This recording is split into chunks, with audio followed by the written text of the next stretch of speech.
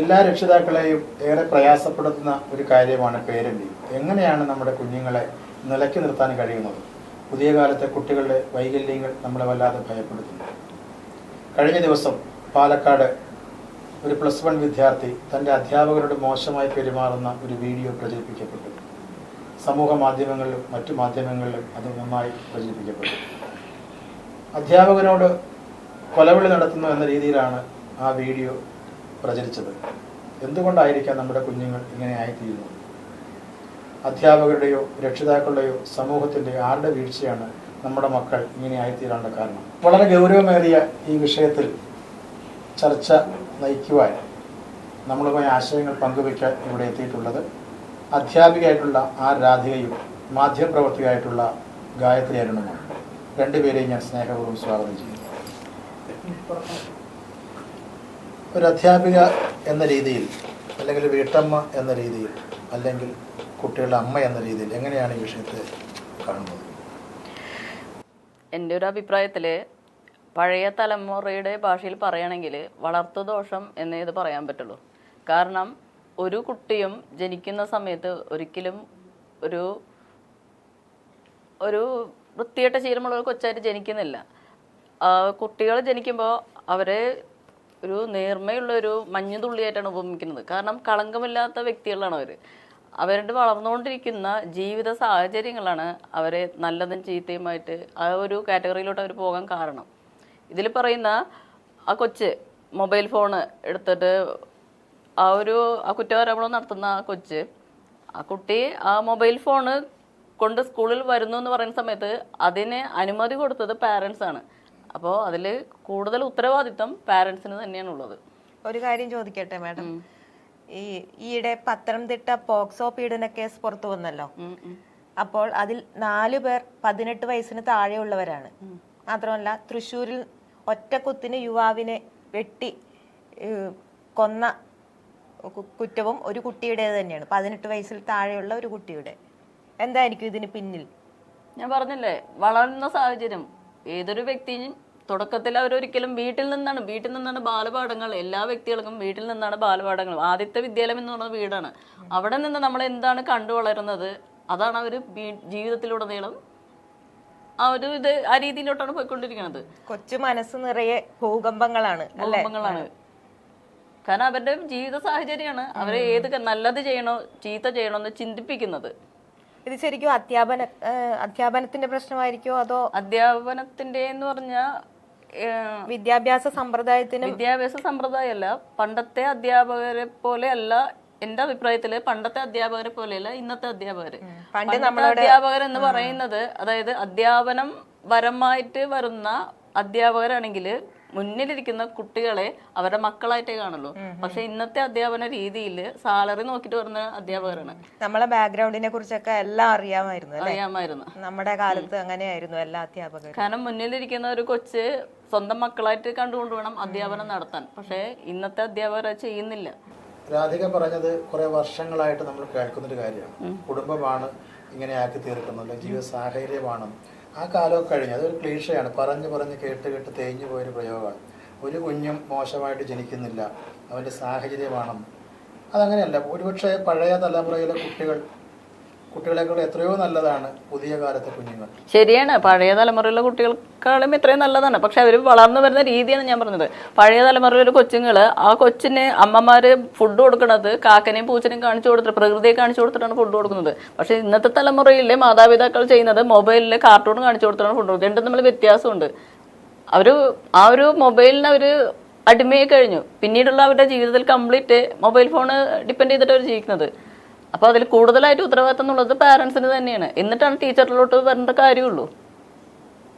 ഈ പറഞ്ഞ വൈറലായ വീഡിയോ ദൃശ്യം അത് പ്രചരിപ്പിച്ചത് അധ്യാപകരാണെന്ന് പറയുന്നു, അതോ അല്ലെന്നും പറയുന്നുണ്ട്. ഈ കൊലവിളി നടത്തിയ കുട്ടിയെ ചികിത്സിക്കുന്നത് പോലെ തന്നെ പ്രധാനമല്ലേ ഈ ഷെയറിങ് ചെയ്ത രീതിയും? അതിനെക്കുറിച്ച് സാറിന് എന്താ പറയാനുള്ളത്? പിന്നെ രാധിക മുമ്പ് സൂചിപ്പിച്ച പോലെ തന്നെ അധ്യാപക വൃത്തിയിൽ വലിയ മാറ്റങ്ങൾ വന്നെന്ന് പറഞ്ഞു. അതിന് പ്രധാനപ്പെട്ട കാര്യം നമ്മുടെ പൊതുവിദ്യാഭ്യാസ മേഖലയിലുണ്ടായിട്ടുള്ള വലിയ മാറ്റങ്ങളുണ്ട്. കരിക്കുലത്തിൻ്റെ പ്രശ്നമുണ്ട്, പാഠ്യപദ്ധതിയുടെ പ്രശ്നങ്ങളുണ്ട്, അധ്യാപകരുടെ വിദ്യാർത്ഥികളുടെ സമീപനത്തിൻ്റെ പ്രശ്നമുണ്ട്. പഴയ തലമുറയിലുള്ള അധ്യാപകർക്ക് കുട്ടികളെ തിരിച്ചറിയാമായിരുന്നു. ഒരു കുട്ടിയെ അവൻ്റെ വീടറിയാമായിരുന്നു, അവൻ്റെ സാമൂഹ്യ ചുറ്റുപാട്, അവൻ്റെ കുടുംബ ചുറ്റുപാട് എല്ലാം അറിയാമായിരുന്നു. കുട്ടികളെ ചേർത്ത് പിടിക്കുന്നൊരു മനോഭാവം ഉണ്ടായിരുന്നു. ഇന്ന് എത്ര അധ്യാപകർ കുട്ടികളെ ചേർത്ത് പിടിക്കുന്നുണ്ട്? ഇല്ല. ഇപ്പൊ ക്ലാസ്സിലുള്ള കുട്ടികളുടെ പേര് പോലും അറിയാത്ത അധ്യാപകരാണ് വരുന്നത്. ഒരു പ്രദേശം തിരിച്ചിട്ടാണ്. ഇപ്പോൾ ഒരാളുടെ വീട് ഇന്ന സ്ഥലമാണ്, ആ ഏരിയ മാത്രമേ അധ്യാപകർക്ക് അറിയുള്ളൂ. അവൻ്റെ അച്ഛൻ്റെ അറിയില്ല, അവൻ്റെ അമ്മയെ അറിയില്ല, അവൻ്റെ സഹോദരങ്ങളെ കുറിച്ച് അറിയില്ല, അവൻ ഏത് ബാക്ക്ഗ്രൗണ്ടിലാണ് വരുന്നത് അറിയില്ല. അങ്ങനെ പൂർണ്ണമായും അധ്യാപകരും കുട്ടികളും വലിയ വിടവുണ്ട് അവർക്കിടയിൽ. പഴയ കാലം അങ്ങനെ ആയിരുന്നില്ല. ഒരു ആത്മാർത്ഥമായ ഒരു വൈകാരികമായൊരു ബന്ധം ഇന്ന് അധ്യാപകർക്ക്. സാർ, അതിനെ പഴയ കാലം എന്ന് പറയുന്ന സമയത്ത്, പഴയ കാലത്ത് അധ്യാപകർ ക്ലാസ്സിൽ വരുന്ന ഒരു അധ്യാപകർ എന്ന് പറയുന്നത് ആ വിഷയത്തെ കുറിച്ചിട്ട് കംപ്ലീറ്റ് ആ ഒരു അറിവുള്ള ഒരു വ്യക്തിയാണ്. ആ വിദ്യാർത്ഥിക്ക് ആ അധ്യാപകരിൽ നിന്ന് മാത്രമേ അറിവ് കിട്ടുന്നുള്ളൂ, പുറമേ നിന്ന് കിട്ടുന്നില്ല. ഇന്ന് അങ്ങനെയല്ല. ഇന്ന് അധ്യാപകർ ക്ലാസ് എടുക്കുന്ന സമയത്ത് ആ നിമിഷം തന്നെ കുട്ടികൾ എന്തെങ്കിലും ഡൗട്ട് ഉണ്ടെങ്കിൽ പിന്നെ റെഫർ ചെയ്യാന്ന് പറയുമ്പോൾ അവർ ഗൂഗിൾ സെർച്ച് ചെയ്തിട്ട് ആൻസർ പറയുകയാണ് ചെയ്യുന്നത്. അവിടെ ടീച്ചർ എന്ന് പറയുന്നത് വെറും പൂജ്യമായിട്ട് പോകുന്ന ഒരു കാലഘട്ടമാണത്. അപ്പോൾ പിന്നെ എങ്ങനെ ആ അധ്യാപികയെ കുട്ടികൾ ബഹുമാനിക്കും?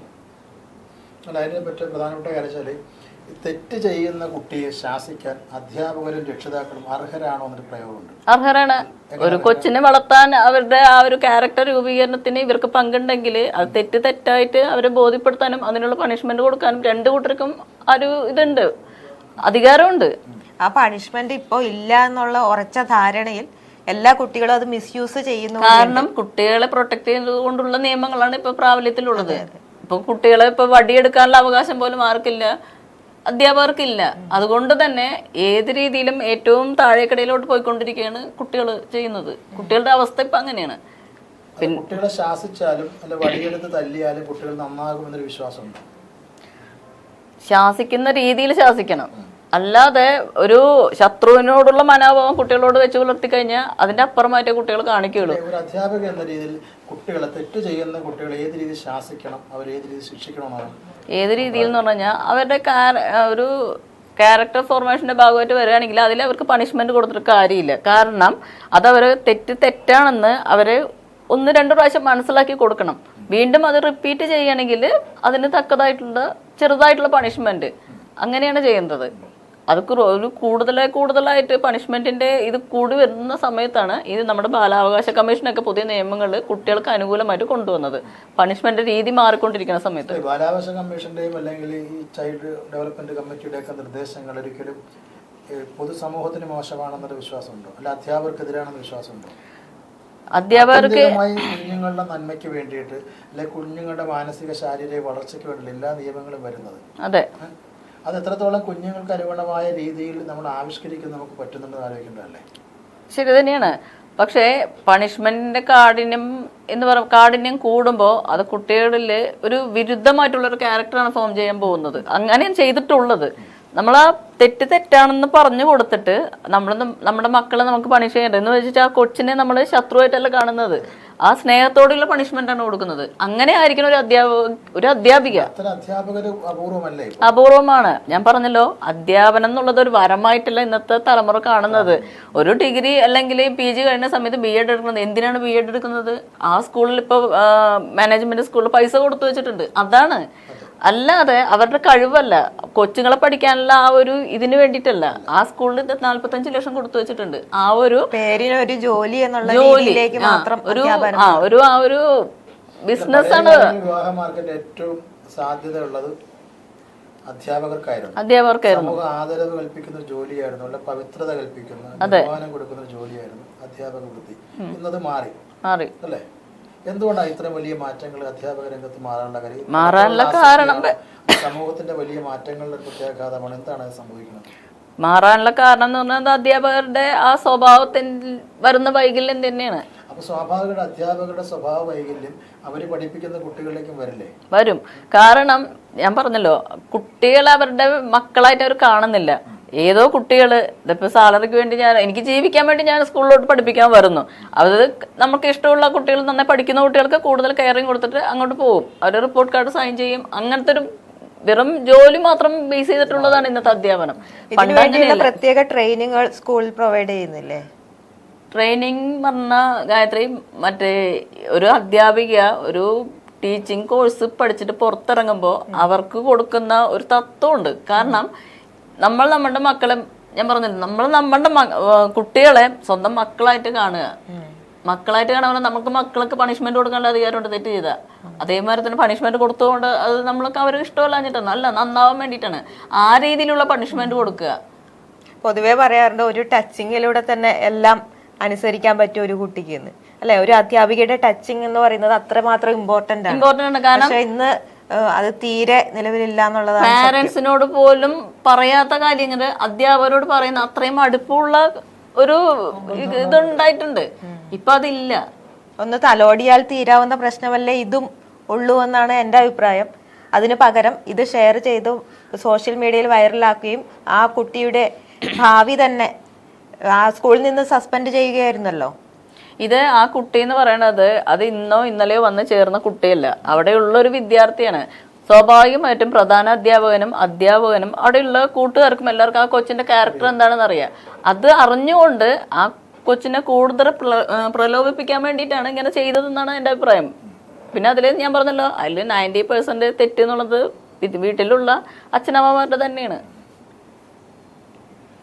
അല്ല, അതൊരു കുട്ടിയെ മാത്രം ആശ്രയിച്ച് അല്ലെങ്കിൽ ആ കുട്ടിയെ മാത്രം ബന്ധപ്പെട്ട കാര്യമല്ല. അല്ല, കേരളത്തിലെ എല്ലാ സ്കൂളുകളിലും ഇത് സംഭവിക്കുന്നുണ്ട്. ഇതൊരു പുറത്ത് വന്നൊരു സംഭവം യാദൃശ്യമായിട്ട് ഇങ്ങനെ പുറത്ത് വന്നെന്ന് മാത്രമല്ലേ ഉള്ളൂ, അങ്ങനെയല്ലേ? അതെ, കാരണം ഗുരുക്കന്മാരെന്ന് പറയുന്നത് ദൈവതുല്യമായിട്ട് കാണേണ്ട ഒരു വ്യക്തികളാണ്. അവരെ വെല്ലുവിളിക്കുക എന്ന് പറയുന്ന സമയത്ത് നമ്മുടെ സമൂഹത്തിലെ അധ്യാപനം എത്രത്തോളം താഴോട്ട് പോയെന്ന് ഊഹിക്കാവുന്നതേ ഉള്ളൂ. അത് ഞാൻ ഈ പറഞ്ഞ പോലെ തന്നെ അധ്യാപിക അല്ലെങ്കിൽ അധ്യാപകൻ എന്ന് പറയുന്നത് വിജ്ഞാന കോശമായിട്ടാണ് പണ്ട് കുട്ടികൾ ധരിച്ചിരുന്നത്. ഭാരതീയ സംസ്കാരത്തിൻ്റെതാണ്. കാരണം അവർ വലിയൊരു ഇതാണ്. കാരണം ക്ലാസ്സിലെ ടീച്ചേഴ്സ് വരുന്ന സമയത്ത് അവർക്കൊരു റോസാപ്പ് കൊണ്ടു കൊടുക്കുക, അപ്പൊ അവരൊന്ന് ചിരിച്ചൊന്ന് തലോടുമ്പോൾ അതൊക്കെ ഭയങ്കര കാര്യമാണ്. ഇപ്പൊ ഏത് ടീച്ചറാണ് വന്ന് ക്ലാസ് എടുക്കുന്നത് പോലും അറിയാൻ പറ്റാത്തൊരു ക്ലാസ് ടീച്ചറിന്റെ പേരെന്താണ്, ബയോളജി എടുക്കുന്ന ടീച്ചറുടെ പേരാണ്, അവർക്കറിയില്ല. അപ്പൊ അത്രത്തോളം ഒരു ഗ്യാപ്പാണ് കാണുന്നത്. ഒരുപക്ഷെ നമ്മുടെ വീടുകളിൽ രക്ഷിതാക്കളുടെ കൂടെ കഴിയുന്നതിനേക്കാൾ അധിക സമയം കുട്ടികൾ അധ്യാപകർക്കൊപ്പം കഴിയുന്നു. അതെ, ഒരു കുട്ടിയുടെ സ്വഭാവ രൂപീകരണം ഒരു നല്ല വ്യക്തിയായിട്ട് മാറ്റാൻ അധ്യാപകരുടെ സ്വാധീനം വളരെ വലുതാണ്. അതെ അതെ. പക്ഷെ അങ്ങനത്തെ ഒരു സ്വാധീനം എന്തുകൊണ്ടാണ് കുറഞ്ഞു വരുന്നതെന്ന് പറഞ്ഞു കഴിഞ്ഞാൽ ഇന്നത്തെ കാലഘട്ടത്തിൽ നമ്മൾ കൂടുതലായിട്ട് അധ്യാപനം നടത്തി ഇപ്പൊ കൊറോണ ടൈം മുതൽ കൂടുതലായിട്ട് വരുന്നതാണ് നമ്മൾ കൂടുതൽ ഡിപ്പെൻഡ് ചെയ്യുന്നത് മൊബൈൽ ഫോണാണ്. ആ മൊബൈൽ ഫോൺ ആ ഒരു കാലഘട്ടത്തിൽ നമുക്ക് അത്യാവശ്യമായതുകൊണ്ട് നമ്മൾ അത് യൂസ് ചെയ്തു. പക്ഷെ അതിന് ശേഷവും സ്കൂൾ മാനേജ്മെന്റ് ആയിരുന്നാലും ടീച്ചേഴ്സ് ആയിരുന്നാലും മൊബൈൽ ഫോണുമായിട്ടുള്ള കമ്മ്യൂണിക്കേഷൻ വിടാൻ തയ്യാറല്ല. അവരിപ്പോഴും ഒരു ക്വസ്റ്റ്യൻ പേപ്പർ ആയിരുന്നാലും എക്സാം ടൈമിൽ വരുന്ന സമയത്ത് ക്വസ്റ്റ്യൻ പേപ്പർ കൊടുത്തിട്ട് അതൊന്ന് ഫോട്ടോസ്റ്റാറ്റ് എടുക്കുക പറയുന്നതിന് പകരം ഗ്രൂപ്പിൽ ഇട്ടിട്ടുണ്ട് നിങ്ങൾ പ്രിന്റ് ഔട്ട് എടുക്കുക. അങ്ങനെ വരുന്ന സമയത്ത് അവർ പ്രിന്റ് ഔട്ട് ഒന്നും എടുക്കുന്നില്ല. അവരും അച്ഛൻ്റെ മൊബൈലിൽ അമ്മയുടെ മൊബൈലിൽ എടുത്ത് അതിലിരുന്നും കൊണ്ട് അപ്പൊ കൊച്ചിന്റെ കണ്ണിന് കേടാണ്. അതേപോലെ തന്നെ ഈ ക്വസ്റ്റ്യൻ പേപ്പർ റെഫർ ചെയ്യുന്ന സമയത്ത് അത് മാത്രമല്ല ആ കൊച്ചു കാണുന്നത്, വേറെ പല വീഡിയോസുകൾ കാണും. പിന്നെ എങ്ങനെ നമ്മുടെ കൊച്ചുങ്ങൾ ഈ ഒരു മൊബൈൽ ഫോൺ കൊടുത്തത് സ്കൂളും രക്ഷിതാക്കളും ചേർന്നാണ്. അതെ, കൊറോണയുടെ പേര് മാത്രമേ പറയുന്നുള്ളൂ. പിന്നീട് കൊടുത്ത ഫോൺ തിരിച്ചെടുക്കാൻ നമുക്ക് പറ്റിയിട്ടില്ല എന്ന് പറഞ്ഞു പറഞ്ഞാൽ ഒരു ആ മൊബൈൽ ഫോണ് മാറ്റണം എന്നുള്ള ഒരു കർശനമായിട്ടുള്ള നിലപാട് ഇതുവരെയായിട്ട് ഗവൺമെന്റ് എടുത്തിട്ടില്ല. ഗവൺമെന്റിനേക്കാൾ സ്കൂൾ മാനേജ്മെന്റ് തയ്യാറല്ല. അധ്യാപകർക്ക് ഏറ്റവും ആശ്വാസകരമായിട്ട് തോന്നുന്നത് പഠിപ്പിക്കുന്നതിനേക്കാൾ എളുപ്പം ഫോൺ ഇടപാടാണ്. ചെയ്യുക, അതിലൂടെ ഈ പറഞ്ഞ പോലെ ടെസ്റ്റുകൾ അയച്ചു കൊടുക്കുക, ഫയലുകൾ അയച്ചു. അത് കഴിഞ്ഞ ദിവസം ഞാൻ എൻ്റെ ഇളയ മോളുടെ ഒരു ഇതിന് വേണ്ടിയിട്ട് PTA മീറ്റിങ്ങിന് ഞാൻ പോയി. അപ്പോൾ അവർക്ക് മാർക്ക് കഴിഞ്ഞ പ്രാവശ്യക്കാരെയും കുറവായിരുന്നു. അപ്പോൾ ഇതിന്റെ കാരണം ഞാൻ ടീച്ചറിനോട് അന്വേഷിച്ചു. ടീച്ചർ ഇത് ഇവള് പഠിക്കുന്നില്ല, എന്താ ചെയ്യേണ്ടത് എന്ന് പറയുമ്പോൾ ആ ടീച്ചർ എൻ്റെ അടുത്ത് പറഞ്ഞ സംഭവം എന്ന് വെച്ച് കഴിഞ്ഞാൽ കുട്ടികൾക്ക് ചിലപ്പോൾ കണ്ടു പഠിക്കാനായിരിക്കും ഇഷ്ടം. അത് കാരണം നിങ്ങളത് മൊബൈലിൽ റെക്കോർഡ് ചെയ്തിട്ട് കാണിച്ചു കൊടുക്കുക. അധ്യാപകർ തന്നെ അതിന് പ്രോത്സാഹിപ്പിച്ചുകൊണ്ടിരിക്കുന്ന സമയത്ത് പിന്നെ കുട്ടികളെ പറഞ്ഞിട്ട് കാര്യമില്ലല്ലോ. ഫോണല്ല പ്രശ്നം, അവരെ മുന്നോട്ട് നയിക്കുന്ന അവരെ ഡിപ്പെൻഡ്. ഇന്നത്തെ കാലത്ത് മൊബൈൽ ഫോൺ അധ്യാപകരെക്കാളും രക്ഷിതാക്കളെക്കാളും ഏറ്റവും ഭംഗിയായിട്ട് അതിന്റെ സാങ്കേതികമായ കൈകാര്യം ചെയ്യാൻ പറ്റുന്നത് കുട്ടികൾക്ക് തന്നെയാണ്. അതെ, കാരണം മൊബൈൽ ഫോൺ ഉപയോഗിച്ച് കോടികൾ സമ്പാദിക്കുന്ന കുട്ടികൾ കേരളത്തിലുണ്ട് അല്ലേ? നമുക്കിപ്പോഴും ഫോൺ വിളിക്കാനോ എന്തെങ്കിലും ചെറിയ ചെറിയ കാര്യങ്ങൾ നോക്കാനേ അറിയാവൂ. അതിന്റെ മറ്റു കാര്യങ്ങൾ അറിയാൻ കുട്ടികൾക്ക് ശേഷിയുണ്ട്. രക്ഷിതാക്കളും അധ്യാപകരും പല സംശയങ്ങളും ചോദിക്കാൻ കുഞ്ഞുങ്ങളോടാണ് ആശ്രയിക്കുന്നത് ഫോണിന്റെ കാര്യത്തിൽ. സാർ അതെന്താന്ന് വെച്ച് കഴിഞ്ഞാൽ ഈ മൊബൈൽ ഫോൺ എന്നുള്ളത് ഉപകാരപ്രദമാണ്, നല്ല ഉപകാരപ്രദമാണ്, എല്ലാ മേഖലയിലും എല്ലാവർക്കും ഉപകാരപ്രദമാണ്. അതിനെക്കാട്ടും 10 ഇരട്ടി അത് ദൂഷ്യഫലം ചെയ്യുന്ന ഒരു കാര്യമാണ്. ഇപ്പൊ നമ്മളൊരു കൊച്ചുങ്ങൾക്ക് മൊബൈൽ ഫോൺ കൊടുത്തിട്ട് പുറത്തോട്ട് പോകുന്ന ഒരു കൊച്ച് നമുക്കൊരു ആശ്വാസകരമാണ്. കാരണം എന്താണെന്ന് വെച്ചാൽ പുറത്തു പോയി അവരെവിടെയാണ് എന്ന് വിളിച്ചു പറയാൻ നമുക്ക് വിളിക്കാൻ അതൊക്കെ, മറിച്ച് അതിനെക്കാട്ടും ഇരട്ടി ആ കൊച്ചിനെ വഴിതെറ്റിക്കുന്നത് ഈ സംഭവം തന്നെയാണ്. അത് നമുക്ക് വേണ്ടാന്ന് പറയാനും പറ്റില്ല. ഈ അധ്യാപനത്തിന്റെ വില കളയുന്നു വെച്ചാല് സ്കൂളിൽ അധ്യാപിക അല്ലെങ്കിൽ അധ്യാപകൻ എല്ലാം പറഞ്ഞിരുന്നു. അതേ സംശയങ്ങൾ നമുക്ക് ഗൂഗിൾ സെർച്ച് ചെയ്താൽ അല്ലെങ്കിൽ ചാറ്റ് GPT അതുവഴി നമുക്ക് കിട്ടുന്നുണ്ട്. അതുമായിട്ടുള്ള ഒരു കമ്പാരിസൺ കുട്ടികൾക്ക് ടീച്ചറും ഗൂഗിളും തമ്മിലുള്ള വരുന്നുണ്ട്. അങ്ങനെ അധ്യാപനത്തിന്റെ ബഹുമാനം കുറഞ്ഞു വരുന്നതായിട്ടും ഞാൻ പറഞ്ഞില്ല ഗായത്രി. ഈ ഗൂഗിൾ വന്നതിന് ശേഷം ഈ ഒരു ഇതിനെ ഡിപ്പെൻഡ് ചെയ്തതിന് ശേഷം അധ്യാപകൻ അല്ല അധ്യാപിക എന്നുള്ളത് വെറും 0 ആണ്. ആ വാല്യൂനെ കൊടുക്കുന്നുള്ളൂ. ഇപ്പൊ നമ്മളൊരു സെമിനാറോ ഇല്ല ഒരു അസൈൻമെന്റോ തരികയാണെങ്കിൽ നമ്മുടെ കാലഘട്ടത്തിൽ പഠിക്കുന്ന സമയത്ത് നമ്മൾ ലൈബ്രറി പോയിട്ട് റെഫർ ചെയ്യും. ഒരു 5-6 അത് മിനിമം 5 ബുക്ക് റെഫർ ചെയ്തിട്ട് ആ ഒരു സംഭവം പ്രസന്റ് ചെയ്യണമെന്നാണ്. അത് നമ്മൾ കഷ്ടപ്പെട്ട് ചെയ്യുമ്പോൾ അതിൻ്റെതായിട്ടുള്ള ഒരു ക്വാളിറ്റി ഉണ്ട്. ഇന്ന ബുക്ക്, ഇന്ന കോഴ്സ്, ഇന്ന ലൈന് കൃത്യമായിട്ട് എഴുതിയിട്ട് നമ്മൾ വായനാശീലവും അത് വളർത്തും. പക്ഷെ ഇന്ന് നമ്മളൊരു അസൈൻമെന്റ് കൊടുക്കുകയാണെങ്കിൽ കുട്ടികൾ എന്താ ചെയ്യുന്നത് വെച്ച് കഴിഞ്ഞാൽ ഗൂഗിൾ സെർച്ച് ചെയ്തിട്ട് ഏത് ബുക്കാണ് സെർച്ച് ചെയ്തത്. കാരണം അവർക്ക് വേറെ ഇതില്ല, വർക്കൊന്നുമില്ല. പിന്നെ യൂട്യൂബിലാണെങ്കിലും ഒരുപാട് വീഡിയോസ് ഉണ്ട്, പല ചാനലുകളുടെ വീഡിയോസ് അവൈലബിൾ ആണ്. കുട്ടികളെ എക്സാമിനൊക്കെ മിക്കവാറും ആശ്രയിക്കുന്നത് അത് തന്നെയാണെന്ന് തോന്നുന്നു. കാരണം അത് അവർ അധ്യാപകരെക്കാട്ടിയും കൂടുതലായിട്ട് അതിലുള്ള ക്ലാസ് കേൾക്കുമ്പോഴാണ് അവർക്ക് ആ സമയത്ത് മാത്രമേ ഉള്ളൂ കേട്ടോ, ആ ഒരു അറിവ് അവർക്ക് ആ സമയത്ത് മാത്രമേ ഉള്ളൂ. പക്ഷെ അധ്യാപിക എന്നുള്ളത് അത് ജീവനുള്ളൊരു വസ്തുവാണ്. ആ വ്യക്തി നമ്മുടെ ഇടയിൽ വന്നിരുന്ന് പറഞ്ഞു തരേണ്ട അത്രയും ആ ഒരു ഗുണം ഈ ഗൂഗിൾ നമുക്ക് തരുന്നില്ല. അത് അവർ മനസ്സിലാക്കുന്നില്ല. അവർക്ക് ആ സമയത്തുള്ള ബെനിഫിറ്റ് പവറിന്റെ വില മനസ്സിലാക്കുന്നില്ല. ഒരു അധ്യാപിക പറഞ്ഞു കൊടുക്കുമ്പോൾ അത് ജീവിതകാലം മുഴുക്കം നമ്മുടെ മൈൻഡിലുണ്ടാവും. ഇന്നും നമ്മുടെ മൈൻഡില് ഇന്ന അധ്യാപിക ഒരു 1ാം ക്ലാസ്സിലെ അധ്യാപകനെ പോലും നമ്മൾ ഓർക്കാറുണ്ട്. എന്തുകൊണ്ടാണ്? അവര് നമ്മുടെ കൂടെ നിന്നിട്ട് നമ്മൾ കാണുമ്പോഴേ എഴുന്നേറ്റ് നിൽക്കാറുണ്ട് അല്ലെ ഇന്നത്തെ കുട്ടികൾ. അധ്യാപികമാര് നമ്മൾ പണിഷ്മെന്റ് തന്നാലും നമ്മളത് ഓർക്കാൻ കാരണം അവര് നമ്മുടെ ഒപ്പം ജീവിച്ച വ്യക്തികളാണ് എല്ലാ കാര്യങ്ങളിലും. പക്ഷെ ഇന്ന് ഏത് അധ്യാപികനെ കണ്ടാലാണ് ഒരു വ്യക്തി എഴുന്നേൽക്കുന്നത്? അറിയില്ല, അത് ആരാണെന്ന് പോലും അറിയില്ല. അധ്യാപികമാർക്ക് അറിയായിരിക്കും, പക്ഷെ വിദ്യാർത്ഥികൾക്ക് അറിയില്ല. ആ ഒരു അവസ്ഥയിലോട്ടാണ് വരുന്നത്. പുതിയ കാലത്തെ കുട്ടികൾക്കനുസരിച്ച് വളരാൻ അധ്യാപകർ തയ്യാറായാലേ മാറ്റം ഉണ്ടാവില്ലേ? പുതിയ കുട്ടികൾക്ക് വളരാൻ അധ്യാപകർ മാറണം, വളരുക. പുതിയ സാങ്കേതിക വിദ്യക്ക് പുതിയ സമൂഹത്തിന് നമ്മുടെ കുട്ടികൾ വലിയ രീതിയിൽ മാറ്റം ഉണ്ടാണ്. ആ മാറ്റത്തിനാണ് ഒപ്പം അധ്യാപകർ വളരാതെ പാരമ്പര്യവാദത്തിന്റെ പുറത്ത് കുട്ടികൾ കാണുമ്പോൾ എഴുന്നേക്കണം, സല്യൂട്ട് അടിക്കണം എന്ന നമ്മൾ ഈ ഭാരതീയ ചിന്തകൾക്കനുസരിച്ചുള്ള ഒരു ഊറ്റം കൊണ്ട് കാര്യമില്ല. പുതിയ ആധുനികരായ കുഞ്ഞുങ്ങളെ മനസ്സിലാക്കാനും അവരെ പരിശീലിപ്പിക്കാനുള്ള ഭൗതികമായ വികാസത്തിലേക്ക് അധ്യാപകർ ഉയർന്നാൽ ഒരു പരിധിവരെ പ്രശ്നങ്ങൾ പരിഹരിക്കപ്പെട്ടേക്കാം. സാർ, അധ്യാപകർ ഉയർന്നാൽ എന്ന് പറയുന്ന സമയത്ത് ഒരു നമ്മൾക്ക് എന്ന് പറയുന്നത് ഇപ്പോൾ നമ്മുടെ ഇന്നത്തെ ജനറേഷൻ, ന്യൂ ജനറേഷൻ എന്ന് പറയുന്നതിനേക്കാളും നമ്മളൊരു കാര്യം മനസ്സിലാക്കുന്നത് നമ്മൾ കേരളത്തിലാണ് താമസിക്കുന്നത്. നമുക്ക് ഭാരതീയ സംസ്കാരം എന്നൊരു സംഭവമുണ്ട്. നമ്മൾ അതിന് നമ്മൾ ഒരിക്കലും തള്ളിക്കളയാൻ പാടില്ല. ഒരിക്കലും നമ്മൾ തള്ളിക്കളയാൻ പാടില്ല. ഇന്നത്തെ ന്യൂ ജനറേഷൻ ഇന്നത്തെ ന്യൂ ജനറേഷൻ ഇപ്പോൾ എന്താണ് ഈ പല പഴഞ്ചൊല്ലുകളുണ്ട്. അതിലൊക്കെ പറയുന്നത് നമ്മൾ അതിനോടൊപ്പം നാടോടുമ്പോൾ നടുവേ ഓടണം എന്ന് പറഞ്ഞത് കേട്ടിട്ട് നമ്മൾ ഒന്നുമില്ലാണ്ട് ഇങ്ങനെ ഓടിക്കഴിഞ്ഞു കഴിഞ്ഞാൽ അത് നമ്മുടെ സംസ്കാരം തന്നെ ഇല്ലാതാകുന്ന ഒരു അവസ്ഥയിലോട്ട് പോകുന്നത്. പുതിയ കാലത്തിലെ കുട്ടികൾക്ക് വലിയ മാറ്റങ്ങൾ വന്നിട്ടുണ്ട്. ആ മാറ്റത്തിനനുസരിച്ചിട്ടുള്ള ഒരു അധ്യാപകന പരിശീലനം നമുക്കില്ലാതെ പോകുന്നുണ്ട്. നമ്മളിപ്പോഴും ആ പഴയ കാലത്ത് 2 നൂറ്റാണ്ട് മുമ്പുള്ള പരിശീലനങ്ങളാണ് അധ്യാപകർ ഇപ്പോൾ ഉള്ളത്. അത് ഇന്നത്തെ കാലത്ത് പരിശീലനം നടത്തി പുറത്തിറങ്ങുന്ന അധ്യാപകർക്ക് അത് കുഴപ്പമില്ല. പക്ഷെ പഴയ കാലഘട്ടങ്ങളിൽ ഇപ്പോൾ എന്നെ പോലുള്ള ആ ഒരു ഇതില് 2000-ലുള്ള സിലബസ് പഠിച്ചവർക്ക് പുതിയ ക്ലാസ് എടുക്കാൻ സമയത്തൊക്കെ ബുദ്ധിമുട്ട് അനുഭവപ്പെടും. സിലബസ് മാറി, അപ്പൊ അത് തമ്മിൽ വ്യത്യാസമുണ്ട്. പിന്നെ അതുപോലെ തന്നെ ഞാനിപ്പോൾ പറഞ്ഞ പോലെ തന്നെ പഴയ ആൾക്കാർ ശരി തന്നെയാണ്, കാല ആട്ടരുത്, പിന്നെ അതേമാതിരി അങ്ങനെയൊക്കെ ശരി ചെയ്തു തന്നെ. പക്ഷെ അതൊരു സംസ്കാരത്തിന്റെ ഭാഗമാണ്. നമ്മൾ ഒരിക്കലും അത് തള്ളിക്കളയാൻ പാടില്ല. അതും നമ്മുടെ കുട്ടികൾ പഠിച്ചിട്ട് വേണം മുന്നോട്ട് പോകാൻ.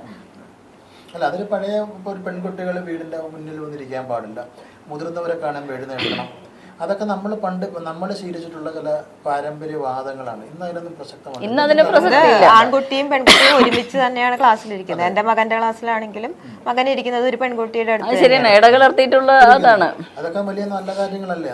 അതൊക്കെ നല്ല കാര്യം തന്നെയാണ്. കാരണം ഇപ്പോൾ ആദ്യ കാലഘട്ടങ്ങളിൽ ബസ്സിൽ സഞ്ചരിക്കുമ്പോൾ തന്നെ നമ്മൾ ഇപ്പോൾ എത്ര തന്നെ സീറ്റുകൾ ഉണ്ടെങ്കിലും പുരുഷന്മാരാണ് ഇരിക്കുന്നതെങ്കിൽ നമ്മൾ പെണ്ണുങ്ങൾക്ക് സ്ത്രീകൾക്ക് ഇരിക്കാൻ ഒരു മടിയായിരിക്കും. പക്ഷെ ഇന്ന് നമ്മൾ ബസ്സിൽ കയറി കഴിഞ്ഞ് കഴിഞ്ഞാൽ ഒരു സീറ്റിൽ പുരുഷനാണ്. ഇപ്പോൾ ഒരു ചെറുപ്പക്കാരനാണെങ്കിൽ കൂടി നമുക്ക് മടിയില്ല. കാരണം നമ്മൾ അതിനോട് ആ ഒരു ഇതാണ്, അങ്ങനത്തെ ഒരു പുരോഗമനമൊക്കെ അംഗീകരിക്കാവുന്നതാണ്. പാലക്കാട് ആ കുട്ടി ഫോൺ ക്ലാസ്സിൽ കൊണ്ടുവന്നത് ആ സ്കൂളിന്റെ അച്ചടക്കത്തിന്റെ ഒരു വീഴ്ചയാണ്. ഒരു കുട്ടി ഫോൺ കൊണ്ടുവരാൻ പറ്റാത്ത രീതിയിൽ അവിടെ അങ്ങനെ ഒരു സിസ്റ്റം ഉണ്ടാക്കേണ്ടതായിരുന്നില്ലേ? കുട്ടി അങ്ങനെ ഫോൺ കടത്തി കൊണ്ടുവന്നിട്ടുണ്ടെങ്കിൽ അത് സ്കൂളിന്റെ അച്ചടക്കത്തിന്റെ പ്രശ്നമല്ലേ? അതെന്താന്ന് ചെയ്യേണ്ടതെന്ന് വെച്ച് കഴിഞ്ഞാൽ രക്ഷിതാക്കളൊക്കെ പങ്കുണ്ട്. അതുപോലെ തന്നെ സ്കൂളിൽ ക്ലാസ്സിലും മൊബൈൽ കൊണ്ടുവരുന്ന സമയത്ത് ബാഗ് ചെക്ക് ചെയ്യുന്ന ഒരു സിസ്റ്റം ഉണ്ട്. CBSE സ്കൂളുകാർക്ക് ഉള്ളതാണ്. ബാഗ് ചെക്ക് ചെയ്യും, കാരണം എന്തൊക്കെ കൊണ്ടുവന്നുള്ളത്. അത് ഒരിക്കലും ഗവൺമെന്റ് സ്കൂളിൽ പ്രാക്ടിക്കൽ ആണോ ഒന്നല്ല, അത് തന്നെയായിരിക്കും. CBSE സ്കൂളിൽ അധ്യാപകർക്ക് ഫോൺ അലൗഡ് അല്ല. ഫോണൊക്കെ അവരുടെ കബോർഡിൽ തന്നെ വെക്കണം. പോകുന്ന സമയത്ത് മാത്രമേ എടുക്കാൻ പാടുള്ളൂ. ഇപ്പൊ വീഡിയോ ദൃശ്യം പ്രചരിപ്പിച്ച അധ്യാപകൻ തന്നെയാണല്ലോ മൊബൈൽ എടുത്തേക്കുന്നത്. അതെ. പിന്നെ അതുപോലെ തന്നെ ഇന്നത്തെ അധ്യാപകർ എന്ന് പറയുമ്പോൾ ഞാൻ വർക്ക് ചെയ്തൊരു സ്കൂളിൽ സ്റ്റാഫ് റൂം ഇല്ല. അപ്പം ഞാൻ ഫുഡൊക്കെ കഴിക്കണമെങ്കിൽ നമ്മൾ സ്റ്റാഫ് റൂമിൽ ഇപ്പോൾ ഫ്രീ ടൈമൊക്കെ സ്റ്റാഫ് റൂമിൽ പോകില്ല. ഞാൻ സ്കൂളിൽ വേറെ ടീച്ചേഴ്സിൻ്റെ അടുത്ത് അന്വേഷിച്ചു ഇതെന്താണ് ഇവിടെ സ്റ്റാഫ് റൂം ഇല്ലാത്തതെന്ന്. അപ്പോൾ അവിടെ പറഞ്ഞ ഒരു സംഭവമാണ്, സ്റ്റാഫ് റൂം ഫുൾ ടൈം നമ്മൾ പിള്ളേരുടെ ഒപ്പം തന്നെ ആയിരിക്കുന്നത്, ഫുഡ് കഴിക്കുന്നതും പിള്ളേരുടെ ഒപ്പം തന്നെ ആയിരിക്കണം. അങ്ങനത്തെ ഒരു സിസ്റ്റമൊക്കെ വന്നിട്ടുണ്ട്. നല്ല കാര്യങ്ങളുണ്ട്, അതുപോലെ തന്നെ ദോഷകരമായിട്ടുള്ള കാര്യങ്ങളുമുണ്ട്. ഈ അധ്യാപകരും കുട്ടികളും തമ്മിൽ വഴിവിട്ട മോശം ബന്ധങ്ങളും കേരളത്തിൽ ഒരു പല സ്ഥലങ്ങളിലും വന്നിട്ടുണ്ട് അല്ലേ? പ്രണയം അല്ലെങ്കിൽ മോശമായ പെരുമാറ്റം, അതില് നമ്മൾ ചിലപ്പോൾ ക്ലാസ് മുറിച്ച് എല്ലാം ഭയപ്പെടുന്ന ഒരു സംഭവങ്ങൾ ഉണ്ടായിട്ടുണ്ട്. മുതിർന്ന ആൺകുട്ടികളുടെ ക്ലാസ്സിലേക്ക് ചില അധ്യാപകർക്ക് ചെല്ലാൻ പറ്റില്ല, അവർക്ക് പേടിയാണ് ക്ലാസ് മുറി കയറാൻ. മോശം കമന്റ് അടിക്കുന്ന അവസ്ഥ ഉണ്ടായിട്ടുണ്ട്. അധ്യാപികമാര് ആൺകുട്ടികളുള്ള മോശമായിട്ട് പെരുമാറുന്ന സംഭവം ഉണ്ടായിട്ടുണ്ട്. പിന്നെ നമ്മുടെ ഈ പുതിയ സിനിമകളുടെ സ്വാധീനം ഉണ്ടല്ലോ, അതിലേക്ക് അധ്യാപകരെ കയറി പ്രണയിക്കുന്ന ഒരു ഇത്, അത് നമ്മുടെ പ്രേമം സിനിമ പോലെ തന്നെ. അത് ഇന്നത്തെ കാലഘട്ടത്തില് ഇന്ന് നമ്മൾ അധ്യാപകരെയാണ്, പണ്ട് കാലഘട്ടത്തിൽ നിന്ന് അധ്യാപകനെയാണ് പ്രണയിച്ചുകൊണ്ടിരിക്കുന്നത്. രണ്ടും തമ്മിൽ വ്യത്യാസമുണ്ട്. പിന്നെ ഇന്ന് കോളേജ് ലെവലിൽ ഒരു ഇതില്ല, പഠിക്കുന്ന കുട്ടികൾ തന്നെ ഒരു 8th മുതൽ തുടങ്ങും ഈ ഇങ്ങനത്തെ ഒരു റിലേഷൻ. അത് കൂടെയുള്ള കുട്ടികളെയല്ല, നേരെ അധ്യാപകരെയാണ് അവര് നോക്കുന്നത്. അത് ഇന്ന് മാത്രമല്ല പണ്ടുള്ള കാര്യമാണ്. പക്ഷെ ജസ്റ്റ് ചേഞ്ച് വന്നിട്ടുണ്ട് വ്യക്തികൾ തമ്മിൽ. പ്രായം ഒരു പ്രശ്നമല്ല അല്ലെ? പ്രായം ഒരു പ്രശ്നമല്ല. പരിഹാരം കാണാന്ന് പറഞ്ഞാൽ ഏറെക്കുറെ നമ്മള് ആദ്യ കാലഘട്ടത്തിലുള്ള പല സിസ്റ്റംസും ഇപ്പൊ പ്രാക്ടിക്കൽ ആയി കഴിഞ്ഞാൽ ഇതിനൊരു പരിഹാരം ഉണ്ടാവുന്നതാണ് എന്റെ ഒരു അഭിപ്രായം. പഴയ നഷ്ടപ്പെട്ട പോലെന്നല്ല, ഇന്നത്തെ കാലഘട്ടത്തെ ഏറ്റവും വലിയ വടിയെടുത്ത് തല്ലിയ നന്നാവില്ല, പക്ഷെ വടി ആവശ്യമാണ്. നമ്മളിപ്പോൾ ഒരു അക്കാദമിക് ഇയർ തുടങ്ങുന്ന സമയത്ത് ഒരു CBSE സ്കൂളിൽ ഒരു 2000 ആ കാലഘട്ടത്തിൽ 2010 വരെയും CBSE സ്കൂളിൽ എന്ന് പറഞ്ഞു കഴിഞ്ഞാൽ ക്ലാസ്സിലോട്ട് പോകുന്ന അധ്യാപകർക്ക് പുതിയ ടീച്ചേഴ്സായിരുന്നു പഴയ ടീച്ചേഴ്സായിരുന്നു ആദ്യമായിട്ട് ക്ലാസ്സിൽ പോകുന്ന സമയത്ത് ചൂരൽ കൊടുക്കും. അതവർ തല്ലാൻ വേണ്ടിയിട്ടല്ല, അത് അവരുടെ ഒരു കരിക്കുലത്തിന്റെ ഒരു ഭാഗമാണ്. പക്ഷെ ഇന്ന് ചൂരൽ എന്ന് പറഞ്ഞ സംഭവം ഇല്ല. അല്ല, അത് കരിക്കുലത്തിന്റെ ഭാഗമാണെങ്കിൽ വടി ഒരു ഭയപ്പെടുന്ന സാധനം കൂടിയാണ്. കുഞ്ഞുങ്ങളെ ഭീഷണിപ്പെടുത്തി ഭയപ്പെടുത്തുന്ന അവസ്ഥ വടിയും കൊണ്ട് അധ്യാപക ക്ലാസ്സിലേക്ക് പോയി വരികയാണെന്നുണ്ട് അല്ലേ? പക്ഷെ വടിയെടുക്കുന്ന എല്ലാ അധ്യാപകരും തല്ലുന്നില്ലല്ലോ. എല്ലാ അധ്യാപകരോടും സാഹചര്യത്തിലാണ് കുട്ടികളെ തല്ലേണ്ടി വരുന്നത്. നമുക്ക് അധ്യാപകർക്കുള്ള അവരുടെ ദേഷ്യം അവരെ കലിപ്പ് തീർക്കാനാണ് കുട്ടികളെ തല്ലേണ്ടി വരുന്നത്. ഇപ്പോൾ ക്ലാസ്സിൽ ഇരിക്കുന്നവര് പഠിക്കാത്ത കുട്ടികളെ തല്ലിയിട്ട് കാര്യമില്ല എന്നാണ് എൻ്റെ അഭിപ്രായം. കാരണം പഠിക്കാത്തതിന്റെ പല കാരണങ്ങളുണ്ടാവും, വീട്ടിലത്തെ സാഹചര്യങ്ങളുണ്ടാവും, വേറെ പല കാര്യങ്ങളുണ്ടാവും. ആ കൊച്ചിനെ തല്ലി പഠിപ്പിക്കരുത്, പറഞ്ഞ് മനസ്സിലാക്കി പഠിപ്പിക്കണം. നമ്മൾ തല്ലേണ്ട സാഹചര്യം വരുന്ന പല സന്ദർഭങ്ങളും ഒരു ക്ലാസ്സിൽ ഉണ്ടാകാറുണ്ട്. ഇപ്പം ഞാനൊരു ഉദാഹരണം പറയുകയാണെങ്കിൽ, ഞാൻ വർക്ക് ചെയ്തിരുന്ന ഒരു സ്കൂളിൽ ക്ലാസ് എടുക്കുന്ന സമയത്ത് ഞാൻ ബോർഡിൽ ഇങ്ങനെ നോട്ട്സ് എഴുതിക്കൊണ്ടിരിക്കുമ്പോൾ ഒരു പയ്യൻ വെറുതെ ഇരുന്ന്, ഞാൻ ക്ലാസ് എടുക്കുമ്പോൾ പുള്ളിക്കാരൻ അവിടെ കിടന്ന് കളിക്കൽ മീൻസ് ഡാൻസ് ആണ്. വെറുതെ ഇരുന്നിട്ടല്ല, സെൻട്രൽ പോർഷനിൽ ഇരുന്നിട്ട് ഡാൻസ് കളിക്കാൻ. ഞാൻ തിരിയുന്ന സമയത്ത് അവിടെ വന്നിരിക്കും. അപ്പോൾ പിള്ളേരെല്ലാവരും കൂടി ഭയങ്കര ചിരി. പിന്നെ ഞാൻ വീണ്ടും തിരിയുമ്പോൾ വീണ്ടും നമ്മൾ മൊത്തത്തിലൊരു കളിയാക്കണ രീതിയിലാണ്. അപ്പോൾ ഞാൻ ആ സമയത്ത് ആ കൊച്ചിൻ്റെ അടുത്ത് പറഞ്ഞു കുറച്ചു നേരം എണീറ്റ് നിൽക്കാൻ പറഞ്ഞു. എണീറ്റ് ആ കൊച്ചിന് അല്ലെങ്കിൽ പനിയും അങ്ങനത്തെ സംഭവങ്ങൾക്കുള്ളതിൻ്റെ പേരിൽ എനിക്കറിയില്ലായിരുന്നു. ഞാൻ കുറച്ചു നേരം എണീറ്റ് നിൽക്കാൻ പറഞ്ഞു. എന്നിട്ട് ബെല്ലടിച്ചതിന് ശേഷമാണ് ഞാൻ വിട്ടത്. പിറ്റേ ദിവസം ഈ പാരന്റിന്റെ ഈ കൊച്ചിന്റെ പാരന്റ് HM കാണാൻ വന്നു. കാരണം ടീച്ചർ നിർത്തിയത് കൊണ്ടാണ് കൊച്ചിന് വയ്യായിക വന്നതെന്ന് പറഞ്ഞിട്ട് ഇത്ര നേരം നിർത്തിയെന്ന് ചോദിച്ചപ്പോൾ 1 മണിക്കൂർ നിർത്തി. ഒരു പീരീഡ് എന്നുള്ളത് 3/4 മണിക്കൂർ 40 മിനിറ്റ് ആണ്. കൊച്ചു പറഞ്ഞത് 1 മണിക്കൂർ നിർത്തി എന്നുള്ളത്. അപ്പൊ അങ്ങനെ കൊച്ചിന്റെ സംസാരം അത് എന്തിനു വേണ്ടിയിട്ടാണ് നിർത്തിയെന്ന് പാരന്റ് ഒരിക്കലും അന്വേഷിക്കുന്നില്ല. കാരണം എൻ്റെ കൊച്ചിന് പനി വന്നു, അത് ടീച്ചറാണ് കാരണം. അല്ലാതെ ആ കൊച്ചു ക്ലാസ്സിൽ കയറി കാണിച്ചത് ഒന്നും അങ്ങനത്തെ സന്ദർഭത്തിൽ പണിഷ്മെന്റ് വേണമെന്നാണ് എൻ്റെ അഭിപ്രായം.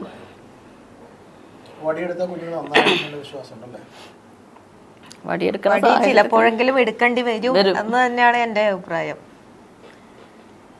ഇല്ലെങ്കിൽ വടി അധ്യാപകർ എടുക്കില്ല എന്നുള്ള ഉറച്ച വിശ്വാസത്തിൽ കുട്ടികൾ എന്ത് വേണമെങ്കിലും കാണിക്കാം എന്നുള്ള അവസ്ഥയിലാണ് ഇപ്പോൾ ഉള്ളത്. ഈ സ്കൂളുകളിലെ കുട്ടികളുടെ മാനസിക ഉല്ലാസത്തിൽ ഒരുപാട് സാധ്യതകളുണ്ട്. പക്ഷെ ഇവരുടെ മാനസിക സമ്മർദ്ദങ്ങൾ കുറയ്ക്കാൻ ഈ കൗൺസിലിംഗ് പോലുള്ള സംവിധാനം എല്ലാ സ്കൂളുകളിലും പ്രോപ്പറായിട്ടുണ്ടോ?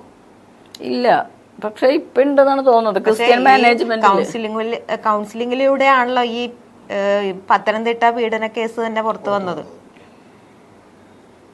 കൗൺസിലിങ്ങിന് വലിയൊരു സ്വാധീനമുണ്ട്. കാരണം അവര് പഠനത്തിൽ ബാക്കോട്ട് പോകാനും അല്ലെങ്കിൽ ക്ലാസ്സിൽ അവർ കാണിക്കുന്ന ആ ഒരു സ്വഭാവ വൈകൃതത്തിന്റെ കാരണം എന്താണെന്ന് മനസ്സിലാക്കാനൊക്കെ ഈ കൗൺസിലിംഗ് പറ്റുമെന്ന്.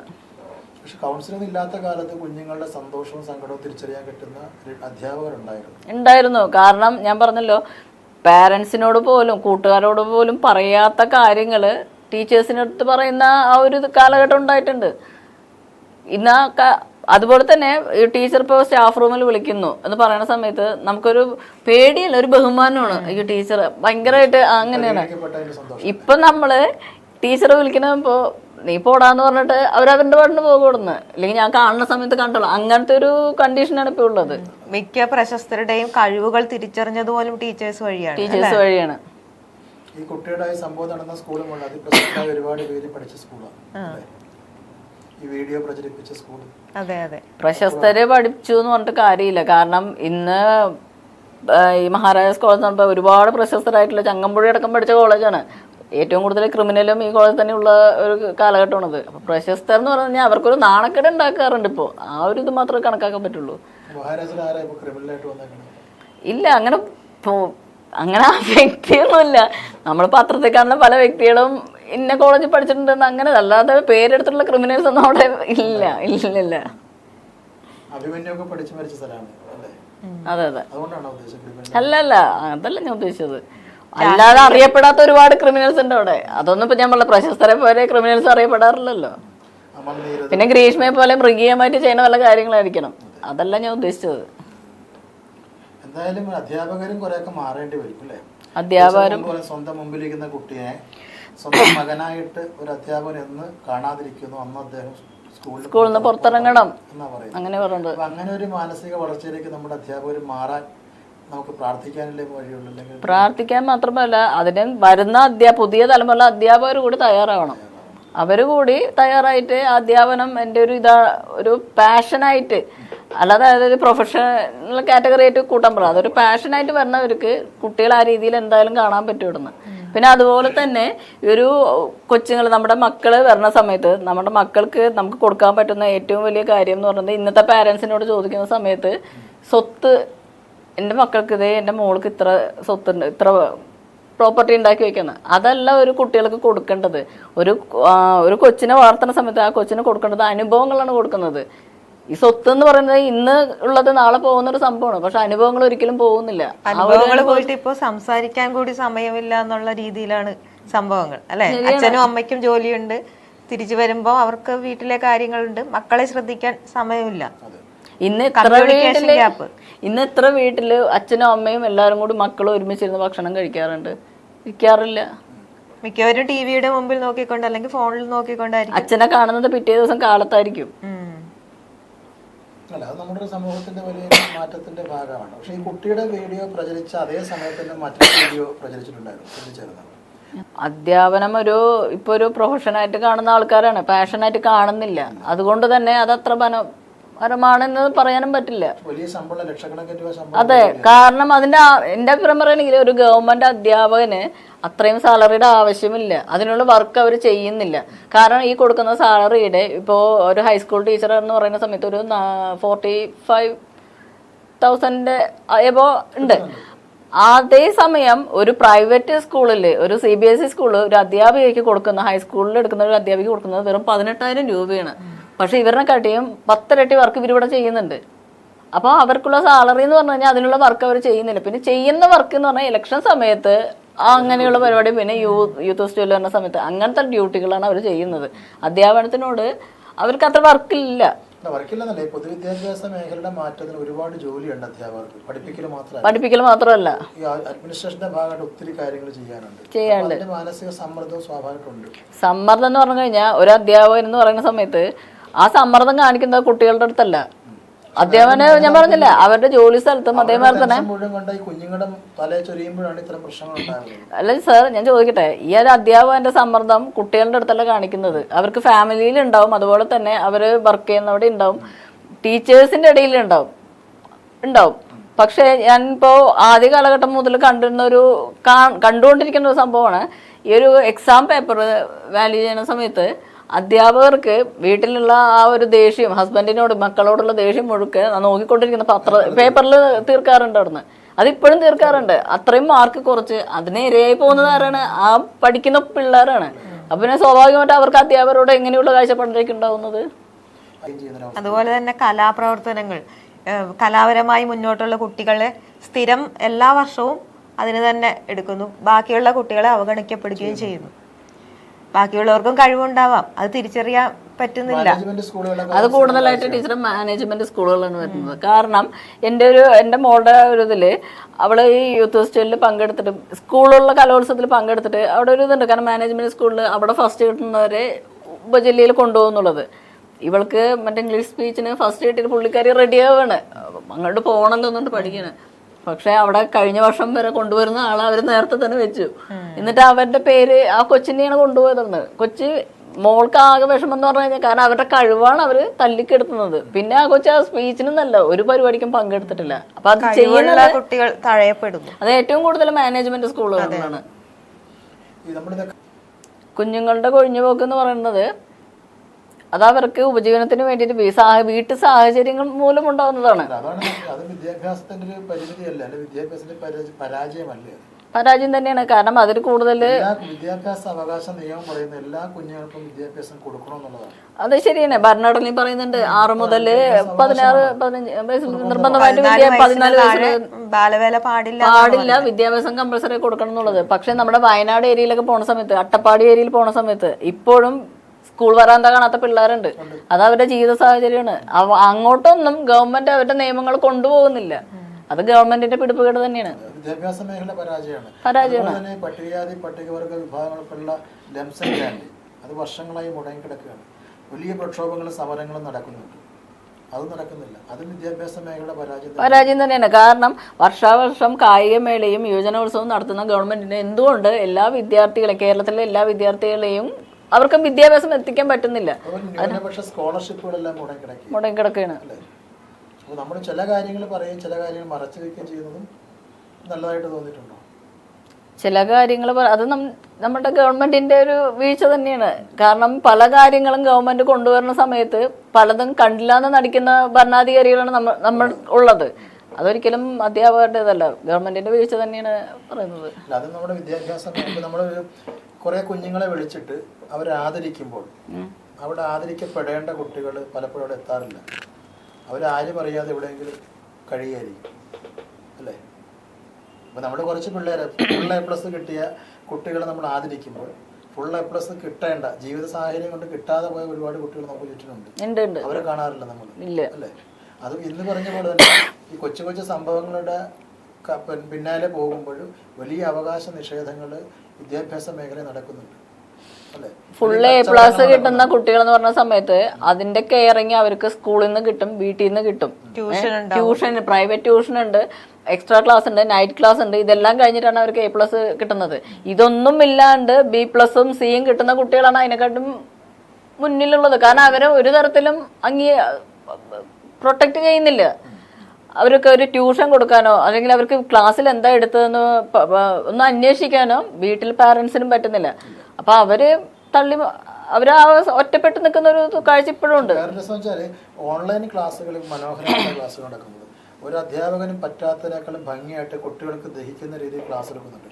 പല കുട്ടികളും ക്ലാസ് മുറികളിലെ ക്ലാസ്സിനേക്കാളും ആസ്വദിക്കുന്നത് ശരി തന്നെയാണ്. ഇപ്പോഴത്തെ ട്യൂഷൻ ഏറ്റവും കൂടുതൽ ഡിപ്പെൻഡ് ചെയ്യുന്നത് ഓൺലൈൻ ക്ലാസ് തന്നെയാണ്. കാരണം അതെന്താന്ന് വെച്ചാൽ നമ്മുടെ വീട്ടിൽ തന്നെ ആളുണ്ടാവുകയും ചെയ്യും, നമുക്ക് നോക്കാനും പറ്റും. ക്ലാസ്സുകളാണ് ഓൺലൈൻ ക്ലാസ്സുകൾ അല്ലേ? അപ്പൊ ഒരുപക്ഷെ കുറെ കഴിയുമ്പോൾ അധ്യാപകരൊക്കെ ഇല്ലാണ്ടാവും. അങ്ങനെയും വിചാരിക്കാം. പക്ഷെ നമ്മുടെ സമൂഹത്തിൽ വരുന്ന അധ്യാപകർ ഇല്ലാണ്ടാവും. പക്ഷെ നമ്മുടെ സമൂഹത്തിൽ വരുന്ന ഈ പറഞ്ഞിരിക്കുന്ന കുട്ടികളുടെ ഈ ഒരു അവസ്ഥ അതില്ലാണ്ടാക്കാൻ പുതിയ തലമുറയിലെ അധ്യാപകര് പഴയ സ്വഭാവത്തിലുള്ള അധ്യാപകര് മാതൃകയാക്കിയിട്ട് വരണം എന്നാണ്. വരേണ്ടി വരുമെന്ന്. ഇല്ലെങ്കിൽ ഒരിക്കലും വിദ്യാഭ്യാസ മേഖല മുന്നോട്ട് പോകില്ല. രൂപീകരിച്ച കമ്മീഷനിലൊന്നും നടപ്പിലാക്കിയിട്ടില്ല. ഇനി വരാൻ പോകുന്ന വലിയ ദുരന്തങ്ങളാണ്. അധ്യാപകരെല്ലാം കമ്മീഷൻ എന്ന് പറയുന്ന സമയത്ത് കമ്മീഷൻ എന്ന് പറയുമ്പോൾ അതൊരു പഠനം നടത്താനുള്ള ഒരു ഇത് മാത്രമേ ഉള്ളൂ. കാരണം നമ്മുടെ പിണറായി സർക്കാരിന്റെ പല കാര്യങ്ങളും നമ്മൾ കാണാറുണ്ട്. എന്തെങ്കിലും ഒരു ദുരന്തം വന്നു കഴിഞ്ഞാൽ അതിനെക്കുറിച്ച് പഠിക്കട്ടെ എന്ന് പറഞ്ഞുകൊണ്ട് ഒരു 6 മാസം അതിന്റെ പുറകെ നിയമിക്കും. പോക്കി ദുരന്തം എന്നെല്ലാം എന്തായിരുന്നാലും അതിനെക്കുറിച്ച് പഠിക്കാൻ വേണ്ടി. അതുപോലെ തന്നെയാണ് ഈ വിദ്യാഭ്യാസ കമ്മീഷനും പല വാഗ്ദാനങ്ങളും തരും. പക്ഷെ ഒരിക്കലും പ്രാക്ടിക്കൽ ആവില്ല. അത്രേ ഉള്ളൂ. നമ്മുടെ കുട്ടികൾക്കൊരു നല്ല ഭാവി ഉണ്ടാകാൻ അധ്യാപകരെ മനസ്സ് വെച്ചാൽ ഒരു പരിധിവരെ നടക്കും അല്ലേ? കാരണം കുട്ടികൾക്ക് സ്കൂളിൽ നിന്ന് കിട്ടണമെന്ന് പറഞ്ഞു കഴിഞ്ഞാൽ വീട്ടിൽ നിന്ന് സ്കൂളിൽ നിന്ന് കിട്ടുന്ന ബേസിക് ആയിട്ടുള്ള ഇതെന്ന് പറഞ്ഞു കഴിഞ്ഞാൽ സംസ്കാരമാണ്. സംസ്കാരം വിട്ടിട്ട് സംസ്കാരം എന്ന് പറഞ്ഞു കഴിഞ്ഞാൽ സ്വഭാവത്തിലും അതേമാതിരി വേഷത്തിലും ഇതിലെല്ലാത്തിലും അവർ കുലീനത്വം കാണിക്കുക. കാരണം ഒരു വിദ്യാഭ്യാസം ഉള്ളത് കൊണ്ട് മാത്രം നിർവചനങ്ങൾ ഒരുപാട് മാറിപ്പോയി. സാറ് പറയുന്നത് മാറിപ്പോയി എന്ന് പറയുന്നത് ഇപ്പോഴത്തെയുള്ള ന്യൂ ജനറേഷന്റെ ഈ ആറ്റിറ്റ്യൂഡാണ് ഈ മാറിപ്പോയി എന്ന് പറയുന്നത്. പിന്നെ നമ്മുടെ ഒരു പാരമ്പര്യവാദമാണ് ഈ പറയുന്ന സംസ്കാരവും കുലീനത്വം. അത് തന്നെ നമ്മൾ കാണാൻ ശ്രമിക്കുമ്പോഴാണ്, അത് കാണാതെ വരുമ്പോഴാണ് നമ്മൾ അസ്വസ്ഥരാകുന്നത്. അതല്ലേ സാർ, ഇപ്പോ ഉള്ള പാരന്റ്സ് പറയുന്ന ഒരു സംഭവമുണ്ട്. ഈ ഒരു എന്തെങ്കിലും പറഞ്ഞു കഴിഞ്ഞാൽ ഇതെന്താണെന്ന് ചോദിച്ചപ്പോൾ അത് പഴയ കാലമല്ലായിരുന്നു. പഴയ കാലത്തിൽ ഇങ്ങനെ ഇപ്പൊ പറഞ്ഞ മാതിരി തന്നെ കാലിട്ടാറ്റാൻ പാടില്ല, വിളക്ക് വെച്ച് കഴിഞ്ഞാൽ അത് മാത്രമല്ല സംസ്കാരം എന്നുള്ളത്. നമ്മുടെ വേഷവും അതൊരു സംസ്കാരത്തിന്റെ ഭാഗമാണ്. ഞാനൊരു കാര്യം ചോദിക്കട്ടെ, ഈ അടുത്ത മാധ്യമങ്ങളിൽ വന്നുകൊണ്ടിരിക്കുന്ന ഈ ഒരു വേഷത്തെ കുറിച്ചിട്ട് ഹണി റോസിന്റെ കാര്യം, അത് എന്തുകൊണ്ടാണ് ഇത്രയും ചർച്ചാ വിഷയമായത്? എന്തുകൊണ്ട് അത്രയും ചർച്ചാ വിഷയം? അവര് വിദ്യാഭ്യാസത്തിന് മാനദണ്ഡമല്ല, മലയാളികളുടെ ലൈംഗിക ദാരിദ്ര്യത്തിന്റെ പ്രശ്നമാണ്. ലൈംഗിക ദാരിദ്ര്യം മാത്രമല്ല, ആ സ്ത്രീയെ ആ ഒരു കച്ചവട വസ്തുവാക്കാൻ കൊണ്ടുവന്നത് അവര് തന്നെയാണ്. ഇപ്പൊ റോഡിലൂടെ ഒരു സ്ത്രീ വരുന്നു. ആ സ്ത്രീ പറഞ്ഞ സമയത്ത് ഒരു പുരുഷനിരിക്കുക, പുരുഷന്റെ സ്വഭാവം എന്ന് പറഞ്ഞാൽ സ്ത്രീകളെ വെച്ച് നോക്കുന്ന സമയത്ത് കുറച്ച് വികാരമുള്ള കൂട്ടരാണ്. അവർക്ക് ബേസിക്കായിട്ട് അങ്ങനെയാണ് സൃഷ്ടിച്ചിരിക്കുന്നത്. അപ്പോൾ ഒരു സ്ത്രീ പറഞ്ഞ സമയത്ത് ആ സ്ത്രീന്റെ ഇന്ന ആളുടെ ഭാര്യയാണ് കേട്ടോ, അല്ലെങ്കിൽ ഇന്ന ആളുടെ മോളാണ്, അല്ലെങ്കിൽ പെങ്ങളാണ് എന്ന് വേണം പറയാൻ. അല്ലാതെ ആ വരുന്നത് ചരക്ക് കൊള്ളാം എന്നല്ല. ആ ഒരു ഉണ്ടാക്കണത് ആറ്റിറ്റ്യൂഡ് പുരുഷനിൽ ഉണ്ടാക്കുന്നത് ആരാണ്? സ്ത്രീ തന്നെയാണ്. അവിടെയാണ് സംസ്കാരം എന്ന് പറയുന്നത്. അത് നമ്മുടെ സംസ്കാരം എന്ന് പറയുന്നത് ഇത്രയും കാലമായിട്ട് സ്ത്രീ ഇങ്ങനെ ആവേശം എന്നൊക്കെ പറഞ്ഞിട്ട് അവഹേളിക്കുന്നുണ്ട്. ഏതെങ്കിലും പുരുഷന്മാരെ കുറിച്ച് പറയുന്നുണ്ട് പുരുഷന്റെ വേഷം ശരിയല്ല എന്ന്. അപ്പൊ സ്ത്രീന്റെ ആ ഒരു ബഹുമാനം ലൈറ്റ് എന്ന് പറഞ്ഞ ആ സിനിമയിൽ തന്നെ ദിവ്യപ്രഭയുടെ വസ്ത്രധാരണത്തെ കുറിച്ചൊക്കെ ഒരുപാട് അധിക്ഷേപങ്ങൾ നേരിട്ടു അല്ലെ? അതേസമയം തന്നെ അതിൽ നായക കഥാപാത്രം അതേപോലെ തന്നെ നേക്കഡായിട്ട് അഭിനയിക്കുകയും ചെയ്തു. പക്ഷെ അതിനെക്കുറിച്ച് സംസാരിക്കാൻ ആരും തയ്യാറായില്ല എന്നുള്ളതാണ്. വിനായകൻ സ്വന്തം ബാൽക്കണിയിൽ നിന്ന് നഗ്നത കാണിച്ച വിഷയം ശ്രദ്ധിച്ചിരുന്നു. വിനായകൻ കാണിച്ചത് ബാൽക്കണിയിൽ നിന്നാണ്. ഈ പറയുന്ന ഹണി റോസും ബാക്കിയുള്ളവരും കാണിക്കുന്നത് പബ്ലിക് പ്ലേസിൽ വെച്ചിട്ടാണ്. വിനായകൻ കാണിച്ചത് ന്യായീകരിക്കാൻ പറ്റില്ല. പക്ഷെ വിനായകന്റെ കാര്യത്തിൽ ഇത്രയും കണ്ണിങ് ആയിട്ട് നോക്കുന്ന സമൂഹം എന്തുകൊണ്ട് ഒരു സ്ത്രീയുടെ കാര്യത്തിൽ പറയുന്നില്ല? കാരണം എന്താണെന്ന് വെച്ചാൽ പുരുഷന്മാർക്ക് അത് ആസ്വദിക്കണം. അല്ല, സ്ത്രീകൾ ഈ അർദ്ധനഗ്നയായിട്ട് വരുന്ന സമയത്ത് അവരുടെ ആകാരഭംഗി ആസ്വദിക്കലാണ് ഈ പുരുഷന്മാരുടെ കരുതൽ എന്ന് പറയുന്നത്. അപ്പൊ അങ്ങനെ ഒരു സിറ്റുവേഷൻ ഉണ്ടാക്കി കൊടുക്കുന്നത് സ്ത്രീകൾ തന്നെയാണ്. ആ സംസ്കാരം എന്നുള്ള കേരളീയ സംസ്കാരം എന്നുള്ളത് ഇല്ലാതാക്കുന്നത് സ്ത്രീകൾ തന്നെയാണ്. അല്ലാതെ ആ സംസ്കാരം നിലനിർത്തണം എന്ന് പറയുന്ന സമയത്ത് സെറ്റ് സാരിയും ബ്ലൗസും ഇട്ടിട്ട് 24 മണിക്കൂർ പോകുക എന്നുള്ളതല്ല, മാന്യമായിട്ടുള്ള ഡ്രസ്സ് ഇടുക എന്നുള്ളതാണ് ഉദ്ദേശിച്ചത്. അല്ലാതെ വിനായകന്റെ കാര്യം പൊക്കിക്കൊണ്ടുവരുന്ന ആൾക്കാര് ഈ ഒരു കാര്യം കൂടി ചിന്തിച്ചാൽ മതി. സംസ്കാരം എന്ന് പറയുന്നത് മാറുമാർ കേസരിയല്ല, അവരുടെ ആ ഒരു കണ്ടീഷനാണ്. കാരണം അവർക്ക് അതിനുള്ള അധികാരം ഉണ്ടായിരുന്നില്ല. അതൊരിക്കലും സംസ്കാരമായിട്ട് സാർ കണക്കാക്കരുത്. അല്ല, ഞാൻ അതല്ല പറഞ്ഞത്. അതൊരു കേരളീയ തനിമ പൊതുവായിട്ട് പറയപ്പെടുന്നത്. അതാണ് തനിമ, അതാണ് സംസ്കാരമായിട്ട് ഫോളോ ചെയ്യാൻ പറഞ്ഞത്. ഇടുന്ന ഡ്രസ്സിനോട്, നമ്മുടെ ശരീരത്തിനോട് ഒരു മതിപ്പുള്ള ഒരു മാന്യമായിട്ടുള്ള ഡ്രസ്സ് ഇടും. അത് ഏതാണ്, ജീൻസ് ആയിരുന്നാലും പാൻ്റ് ആയിരുന്നാലും എന്ത് തന്നെയായിരുന്നാലും അത് നമ്മുടെ ശരീരത്തിനോട് ഒരു ബഹുമാനം വേണം. അല്ലാത്ത ആൾക്കാരാണ് ഈ നമ്മുടെ തൃപ്തിയാണ്, കംഫർട്ടബിൾ ആയിരിക്കുക എന്നുള്ളതാണ് കാണുന്നത്. അതിന് മറ്റൊരു ഇഷ്ടപ്പെടുവോ എന്നുള്ളതല്ല. എനിക്ക് സുരക്ഷിതമാണോ, എനിക്ക് ഇഷ്ടമാണോ, എനിക്ക് കംഫർട്ടബിൾ ആണോ, അതാണ് ഇപ്പൊ എല്ലാവരും നോക്കുന്നത്. നമുക്ക് കംഫർട്ടബിൾ ആണോ അത് ഞാൻ പറഞ്ഞല്ലോ സാർ. വസ്ത്രം ഇടുന്നത് ഇപ്പോ മീഡിയയിലൊക്കെ പറയുന്ന രാഹുൽ ഈശ്വർ പറയുന്നത് എത്ര തന്നെ അയാൾ അടിച്ചമർത്താൻ ശ്രമിച്ചാലും അയാൾ പറയുന്നത് 100% ശരിയായിട്ടുള്ള കാര്യമാണ്. കാരണം സ്വാതന്ത്ര്യമുണ്ട് എന്ന് പറഞ്ഞുകൊണ്ട് നമ്മുടെ ഭരണഘടനയിൽ സ്വാതന്ത്ര്യം എന്ന് പറയുന്ന സമയത്ത് അത് മറ്റുള്ളവരെ ഹനിക്കത്തക്ക വിധത്തിലുള്ള സ്വാതന്ത്ര്യമാണ് പറയുന്നത്. മനസ്സിലായി? അപ്പൊ അതുപോലുള്ള ഡ്രസ്സിങ് കോഡൊക്കെയാണ് ധരിക്കേണ്ടത്. അല്ലാതെ സെറ്റ് സാരി കൊടുത്തിട്ടും അല്ലെങ്കിൽ തന്നെ മുല്ലപ്പൂവും വെച്ച് നടക്കലല്ല സംസ്കാരം കൊണ്ട് ഉദ്ദേശിക്കുന്നത്. വസ്ത്രധാരണവും ഈ പറഞ്ഞ പോലെ ഈ മുല്ലപ്പൂ ചൂടലും ഒക്കെ ഒരു മലയാളി സ്ത്രീയുടെ സൗന്ദര്യത്തിന്റെ ലക്ഷണങ്ങളാണ്. അതെ, ലക്ഷണങ്ങളായിട്ട് പറയപ്പെടുന്നു. ടീച്ചർക്ക് ഉറപ്പില്ല? ഉറപ്പില്ലെന്നല്ല, പറയപ്പെടുന്നു. ആ ഒരു വിശ്വാസം. ആദ്യ കാലഘട്ടങ്ങളിൽ അച്ഛനും അമ്മയും മോളും കൂടി പോകുമ്പോൾ നമുക്ക് തിരിച്ചറിയാൻ പറ്റും. ഇന്ന് അമ്മയും മോളും കൂടി പോകുന്ന സമയത്ത് തിരിച്ചറിയാൻ പറ്റുമോ? അത് അവന്റെ ഡ്രസ്സിങ്ങിന്റെ കുഴപ്പമാണെന്ന് പറയാറുണ്ട്. അപ്പൊ അതിനൊരു പ്രധാനപ്പെട്ട ആരോപണം വെച്ചാല് അതൊക്കെ ഉൾക്കൊള്ളാൻ കഴിയുന്നൊരു മാനസിക വളർച്ചയിലേക്ക് നമ്മൾ മാറുക എന്നുള്ളതാണ്. ഇതിലെന്ത് വളർച്ചയായിട്ട് എന്ത് മാറാനുള്ളതാണ്? നമുക്ക് ഒരു ബോധം ഉണ്ടെങ്കിൽ, ഇന്ന സമൂഹത്തിൽ നമ്മൾ കേരളത്തിലാണ് ജീവിക്കുന്നുള്ളൊരു ബോധം ഉണ്ടെങ്കിൽ മാറാൻ പറ്റുന്ന കാര്യമില്ല. ഇനി അതിനായിട്ട് പ്രായത്തിന്റെ ചിന്താഗതി പ്രശ്നമാണ്. നമ്മൾ അങ്ങനെ ചിന്തിക്കാതെ മോശമാണെന്ന് അവർക്ക് അതങ്ങനെ തോന്നുന്നില്ല. പിള്ളേർക്ക് തോന്നണമെങ്കിൽ അത് പാരന്റ്സ് പറഞ്ഞു കൊടുക്കണം. ഇപ്പൊ ഒരു ഫുൾ യൂണിഫോം ഉള്ള ഒരു സ്കൂളിൽ ഒരു ദിവസം കളർ ഡ്രസ്സ് ഇടാൻ പറഞ്ഞു കഴിഞ്ഞാൽ ആ ദിവസം കുട്ടികൾ ഇട്ട് വരുന്ന ഡ്രസ്സ് കണ്ടു കഴിഞ്ഞാൽ ടീച്ചേഴ്സ് ബോധം കെട്ട് വീഴും. അതുപോലെയുള്ള ഡ്രസ്സാണ്. അത് എന്തുകൊണ്ടാണ് ഇട്ട് വരുന്നത്? അത് പാരന്റ്സ് പെർമിഷൻ കൊടുത്തിട്ടല്ലേ. ടീച്ചേഴ്സിന്റെ ഒരു ടൂർ പോകുമ്പോൾ നോക്കിക്കോ, ടീച്ചേഴ്സിന്റെ ഡ്രസ്സ് കണ്ടു കഴിഞ്ഞാൽ കാണുന്ന കളറിങ് വീഴും. ടീച്ചേഴ്സുമായിട്ട് കിട്ടുന്ന വേദികളിൽ എത്രയോ ഡാൻസുകളൊക്കെ ടീച്ചർമാരുണ്ട്. ഇപ്പൊ റീൽസുകളൊക്കെ ധാരാളം വരുന്നില്ല. ഒരു കുട്ടി ക്ലാസ് മുറിയിൽ അധ്യാപിക പെരുമാറ്റത്തെ വളരെ മോശം പെരുമാറ്റങ്ങളും കാണാറുണ്ട്. ഈ പറഞ്ഞ പോലെ ഞാൻ പറഞ്ഞല്ലോ സ്ത്രീകൾ തന്നെയാണ് ബഹുമാനം ഇല്ലാതാക്കുന്നത്. അല്ലാതെ ഞാൻ സ്ത്രീകളെ ഒരിക്കലും ന്യായീകരിച്ചിട്ടില്ല. ഞാൻ ന്യായീകരിച്ചത് പുരുഷന്മാരെയാണ്. അവരെ പറഞ്ഞിട്ട് കാരണം ഈ ഒരു സമൂഹത്തിൽ പീഡനങ്ങൾ കൂടാൻ കാരണം തന്നെ സ്ത്രീകൾ തന്നെയാണെന്ന് ഞാൻ പറയും. പുരുഷ കമ്മീഷൻ വരണമെന്നാണോ ടീച്ചർ ഉദ്ദേശിക്കുന്നത്? അങ്ങനെ ഞാൻ പറഞ്ഞിട്ടില്ല. പുരുഷ കമ്മീഷൻ വരണം ഞാൻ ഉദ്ദേശിച്ചിട്ടില്ല. പണ്ട് കാലത്ത് പുരുഷന്മാരെ എങ്ങനെയാ അവരിപ്പോഴും അതുപോലെയുള്ള ഡ്രസ് കോഡല്ല. ഇപ്പം കാലം മാറിയെന്ന് പറഞ്ഞുകൊണ്ട് പാൻറ്റീസ് ഇട്ട് ഇപ്പോൾ പുരുഷന്മാർ നടക്കുന്നുണ്ടോ? ഇല്ല. ഒരു പ്രോഗ്രാമിന്റെ ഇനാഗ്രേഷന് ജയസൂര്യയും ഹണി റോസും വന്നിട്ടുണ്ടായിരുന്നു. അത് കണ്ടവർക്ക് അറിയാൻ പറ്റും.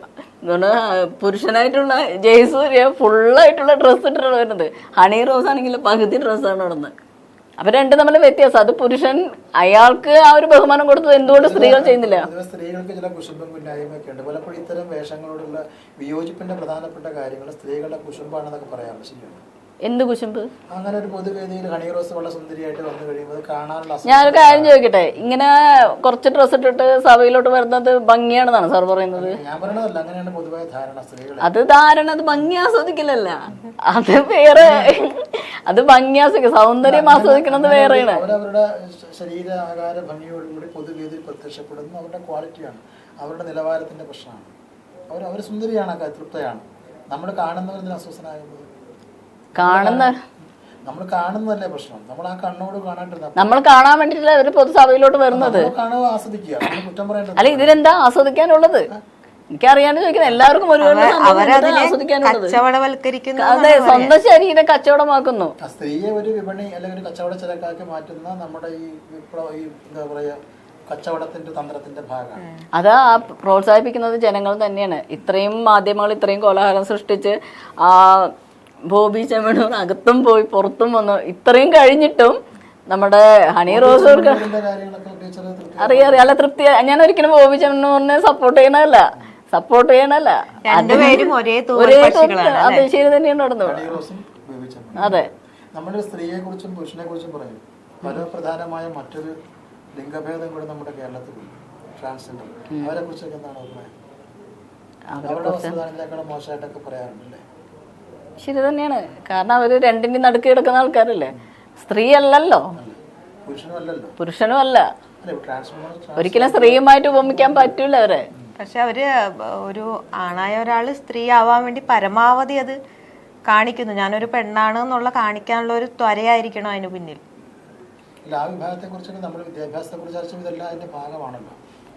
അവര് സ്ത്രീയായിട്ട് അവരുടെ ഭംഗി കാണിച്ചിട്ടുണ്ടെങ്കിലും ഒരു പുരുഷനെ, നോർമലായിട്ട് ഒരു പുരുഷനെ അവരോട് അടുത്ത് പോകുമ്പോൾ ഒരു അറപ്പ് തോന്നാറുണ്ട്.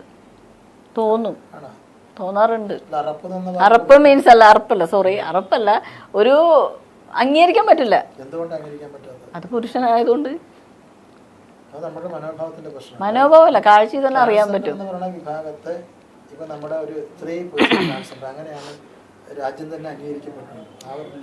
ഞാൻ പുരുഷന്മാരുടെ ഞാൻ പറഞ്ഞല്ലോ, ഞാൻ തെറ്റുതിരുത്തുന്നു, അതല്ല ഒരു വിയോജിപ്പ്. കാരണം അത് പുരുഷനാണ് എന്നൊരു ആറ്റിറ്റ്യൂഡ് ഉള്ളത് പോലെ ആ ഒരു ഇത് കാണാറുണ്ട്. ഇപ്പൊ ഒരു സ്ത്രീയുടെ സൗന്ദര്യം ആസ്വദിക്കുന്ന മാതിരി ഒരു ട്രാൻസ്ജെൻഡറിന്റെ സൗന്ദര്യം ആസ്വദിക്കില്ല. ഉറപ്പാണ്, എൻ്റെ അഭിപ്രായം ഞാൻ പറഞ്ഞു. സമൂഹത്തിന്റെ എല്ലാ വീഴ്ചകൾക്കും മെച്ചപ്പെട്ട ഒരു വിദ്യാഭ്യാസം അനിവാര്യമാണ്. ചുറ്റും കണ്ടുകൊണ്ടിരിക്കുന്ന പല കാഴ്ചകളും അരോചകമായി തീർന്നത് വിദ്യാഭ്യാസത്തിന്റെ പരിമിതിയായിട്ട് നമുക്ക് കാണേണ്ടി വരും. നമ്മുടെ കുഞ്ഞുങ്ങൾ പുതിയ ആകാശത്തേക്ക് പുതിയ ഭൂമിയും സൃഷ്ടിക്കുമ്പോൾ അവർക്കൊപ്പം നടക്കാൻ കഴിയുന്ന ഒരു പ്രാപ്തിയിലേക്ക് നമ്മൾ അധ്യാപകരും രക്ഷിതാക്കളും മാറട്ടെ എന്ന ആഗ്രഹത്തോടെ നിർത്തുന്നു.